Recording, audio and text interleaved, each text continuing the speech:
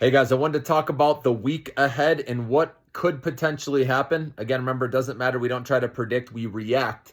But I do want to talk about what I see potentially happening and what I'm doing with my money and some possible plays out there, okay? And what sectors will benefit from an interest rate cut. And I've talked about a little bit about this in the past, but we'll go over a couple that I like, currently. So to start off, so tomorrow I can see this rally continuing from Friday.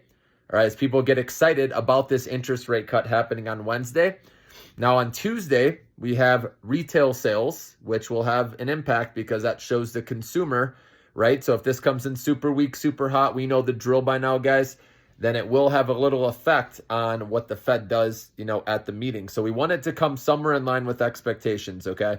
Because if it comes in too weak with retail sales, that shows the consumer's weak and that the Fed should cut more than 25 basis points. And then if it comes in super hot, some people might say, why do we need to cut it all? That's why, again, the data we want somewhere in line. So if retail sales comes in showing in line and the consumer's still doing all right, that's going to be good, again, going into this interest rate cut where the expectations will be more aligned for 25 basis points of cuts, okay? Then on Wednesday morning, we have housing starts and building permits. Okay, I don't think it'll be as big of a deal, but it's still something to watch with the real estate sector. And then we know Wednesday afternoon at 2 p.m. Eastern time is when Powell makes his decision. Okay, it's going to be 0.25% or 25 basis points of a cut. Okay, now some people out there, some investors will not like that. They think we needed 0.5% or 50 basis points of cut. So we could see a sell the news event because of that. And then on top of that, the next morning, we have initial jobless claims. And this actually has more weighting than people think because if jobs come in super weak, again, where we have way more jobless claims, right? That shows a very weak economy. Then the market could sell off even more because they think there should have been 50 basis points of cuts, okay? So it also will depend on what Powell says in his speech. Is he talking still dovish of the soft landing or is he more concerned now moving forward? So again, what he says Wednesday, right, at his speech, that's usually follows the decision, right? So 2 p.m. Eastern time is when he usually makes a decision. 2:30 p.m. is when he speaks, okay? So we want to know what he's saying also. But the next morning, the jobs report is important, or the initial jobless claims. We want that to come in somewhere in line. Again, if it comes in way below, let's say there aren't nearly as many as jobless claims as we thought or as expected, then it's a hot economy. And same thing, people say, okay, do we even need to cut rates? So again, that's why the market, we're threading a needle right now, and any data still, believe it or not, is going to affect, okay, the stock market. And that's why me personally, guys, remember I like Annaly stock, ticker symbol NLY. This is a mortgage REIT paying a 13% dividend. Most of my money, as you know, if you've been following for me for a while, this is where I grow my money safely over time. I have the dividend go right to my bank account each quarter. So the majority of my money, we're talking 80%, guys, of it goes into Annaly, okay?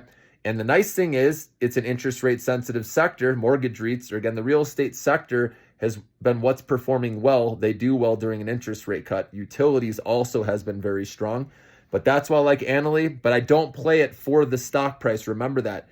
When you have the dividends set up to go right to your bank account and not reinvested, that's the key, then it's like passive income. You don't have to worry about what the stock price does. And this is an example. Let's say you put in 10,000 as an easy example. Obviously, I'm putting in way more, okay? And my family's been doing this for years. But if, let's say I put in 10,000 at a 13% annualized dividend, that would mean you're getting $1,300 a year. And then you divide that by 4, that's how much you get per quarter. So if you divide that, that's about, so 675, and then so 350, let's just say, right? Whatever 1/4 of 1,300 is, okay? That's what you get each quarter by doing nothing. And remember, it doesn't matter what the stock price does. This company's been paying dividends since the 90s. And how mortgage REITs work is they have to, by law, pay 90% of the income they receive as dividends, okay? So like I said, once you play this, have it in your account for 8 to 9 years, then you're playing with house money, okay? Because if you're getting a 13% right return every year, 13 times about 8 is 100%. That's where you recoup all the money that you paid in. And you do pay taxes on this though, guys, remember. So that's why I say 9 years. So if you hold this, just have it in your account, this 10 grand, you don't touch it for 9 years, then you're playing with house money after that. because you've already collected your initial investment in dividends over that 8 to 9 years, if that makes sense, okay? So that's how you got to look at it. It's passive income, a second income. I love it because it's money where it's like another job where I have money coming in consistently. It helps with doing vacations with the family, and it's one of the smartest decisions I've made, guys. And even if there's a recession, you still get paid this dividend. It went through the Great Recession, for example, the dot-com bust, all of this. Now, their dividend did fluctuate, but they've always consistently paid a dividend. The average has been in that 12 to 13% range, guys, okay? So that's why I like Annaly. I safely grow my money, getting that 13% dividend paid to my bank account. And again, if you do buy this, you don't look at the stock price because it doesn't matter, guys. That's what people don't understand. You don't treat it like a stock. You just treat it as passive income, okay? So that's my top choice. Now, if you want to take on some risk, we know biotech is the sector that benefits from interest rate cuts. There's one, this is very risky though, guys, and I wouldn't necessarily go out and buy it right away, but Summit Therapeutics, I wanted to talk about this stock, ticker symbol SMMT. Drop me a line if you've been playing this one. They got some huge news earlier this week where they got their phase 3 trial results of their drug that competes with Keytruda, right, which is Merck's huge drug that's like bringing in $25 billion. It was 49% better than Keytruda, this phase 3 trial, the drug they got going through right now. This stock shot up huge.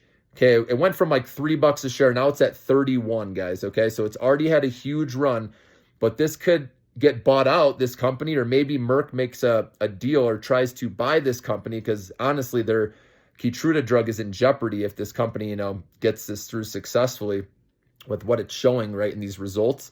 So Summit Therapeutics could go a lot higher, even though I usually don't chase, guys. But this is a big deal, okay, with how big this market is, how much money Keytruda is bringing in. If Summit Therapeutics gets this drug to market, holy cow. So I could see them getting bought out, and I could see the price shooting up even higher, guys. So I'd put that on your radar. Maybe if you want to start with a very tiny position where you don't care, okay, if it goes down a lot, that's fine. So, but like I said, they're doing big things. So that's number one, the biotech that I like at the moment. Okay. And like I said, Annaly for a mortgage REIT, but like I said, you don't treat that like a stock or the stock price there. Okay. And so I'm curious to see what happens after the interest rate cut is announced, guys. We're going to react. We're not going to try to predict what happens.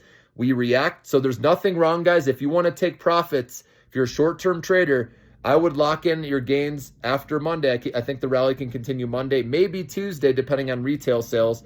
But like I said, that data going in, I just think it's a very interesting time. It could be a sell the news event, especially with the initial jobless claims the next day. We have to see what Powell says, obviously, what his narrative is, right, when he speaks at the Fed meeting. And then, like I said, the next day, the jobs report or the initial jobless claim is going to be big, because we really need that to come in line so then people think, okay, Powell did make the right decision by only doing 0.25%. So the main thing is you can try to make money, like I said, day trading to start this week, okay? But middle of the week, I'm being cautious. I'm going to react to what the market gives me, and I recommend you guys doing the same again for the short-term traders. Long-term investors, okay? Obviously, you got to get through so many things. I think eventually when we get to November, December, right, there's going to be another run potentially, but we got to get through September and October. Remember, we have the election going on. There's a lot of uncertainty. We don't know what Trump could say, right, to throw off markets, okay? So just know that it's going to be very volatile this month and next month, October. So there's nothing wrong with cashing in, guys. Take your money and be very selective with your stock picks. Get in and out. Remember, sell the rip, buy the dip until we clear through, right, September and October.